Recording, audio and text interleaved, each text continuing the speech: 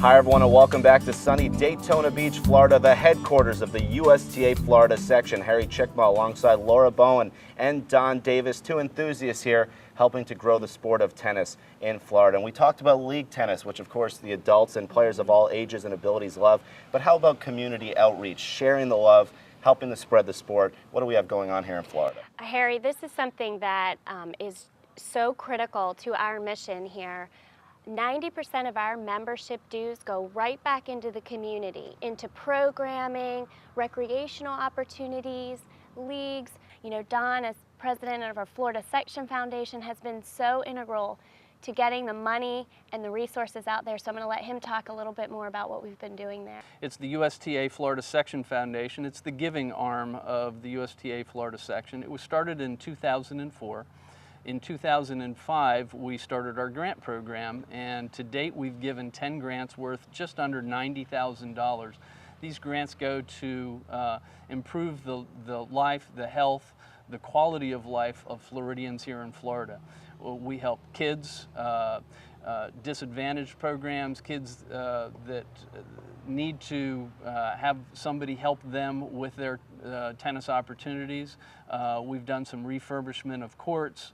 So the focus of the program is very broad, all public tennis facilities, and we try and help everybody promote tennis here in Florida. And how about the Veltri Tennis Center that we saw down south? It was amazing to see the wheelchair tennis players competing. You gave quite a bit of money there. Tell me about that program and how you helped them out. That's a fantastic program.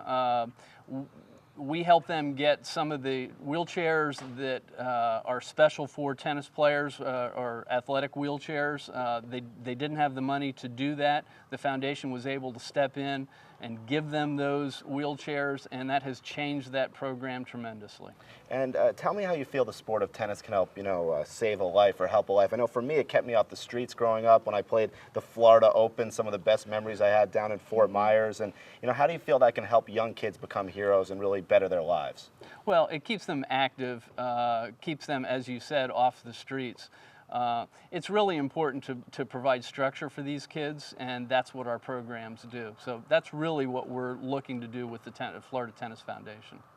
A lot of times, Harry, we partner with other organizations that are really working to bring those life skills. So we add tennis to what they're already doing, whether that's teaching kids about nutrition and how important that is.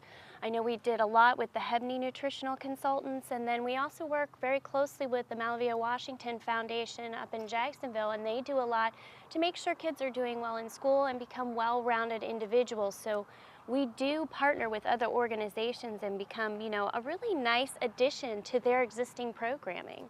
Absolutely. So much that the USTA Florida section does. Let's now take a look at the program in Plantation and some other awesome initiatives.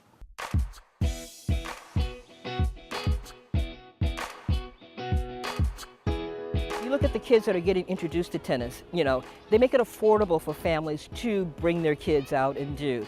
I look at some of the communities that they go in, and the First Serve program was a great part of that. Here are kids who had never heard of tennis. The parents couldn't even spell tennis, but taking the program into that community, making it affordable, and a lot of times it was just come out and enjoy the program. There were no costs. They provide the rackets, the balls, the instructors, so the kids and the parents all get exposed to something different. And especially in a lot of the black communities. That's more, to my heart, because it also gives these kids a chance to say, there's something more than basketball, something more than football. There are tennis scholarships out there. Here's something else to strive for. And it's huge. We focus on getting young people involved in the sport, and we promote tennis for young people and some people who don't have the advantages of other people. People who may not have the monetary ability to play tennis.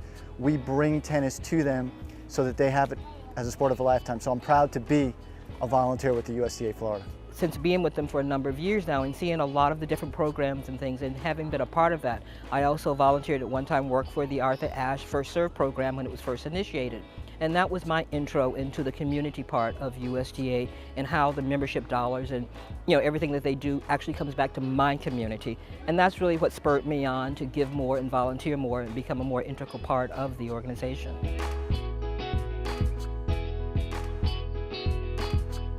people you get exposed to, people like yourselves and others. I mean, you get to meet them and you get to just enjoy the camaraderie of somebody who has the same passion that you do.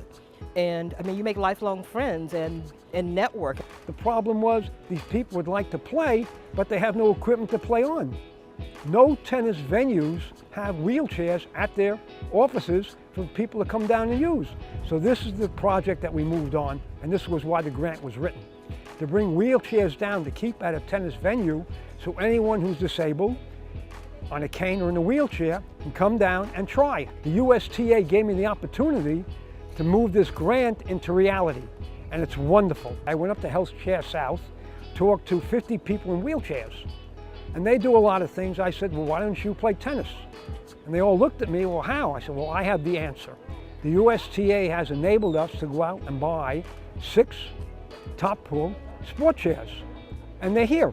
So come down and play. So it's a wonderful opportunity. What do you like about wheelchair tennis? Just the competition part, and I can play with my wife, I can play with a neighbor. You don't have to necessarily play against somebody in a wheelchair. You can play against another person, able-bodied.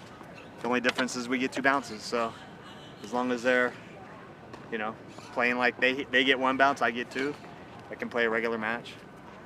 It's really good. We do a lot of mixed doubles with my wife and some of her co-workers and stuff. It's fun. On the tour, it's like everybody knows everybody, and everybody knows when there's a new person that's really competitive. It's fun. Where do you go out and find an organization that can go out and see the problem and reach out for people who can't play? How do you go and you help them solve their problem? There's no other facility that does that. The USTA, and I've been a member a long time, and I am proud to be a member.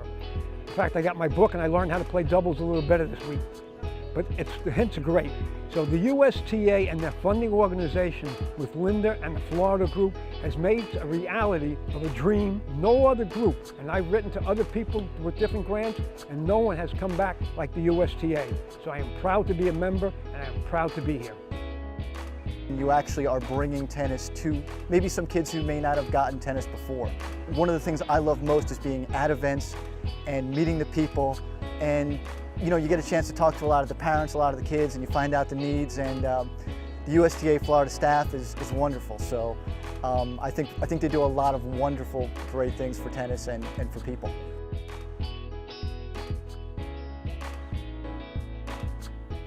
Well, indeed, it is all about giving back and helping the community here at the USTA Florida section. And what are your thoughts on that with giving back and also the Veltri Tennis Center?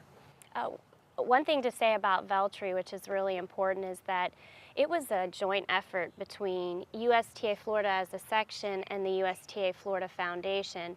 And I think that you saw what an impact that had. So, Don, how much money did we give total from the foundation and from the section? Well, from the Share the Love program, we gave $11,000, and the foundation made up the difference of their grant application by giving $6,000. So it was definitely a joint effort, and the Share the Love program and the foundation operate as a combined giving program for USTA Florida section.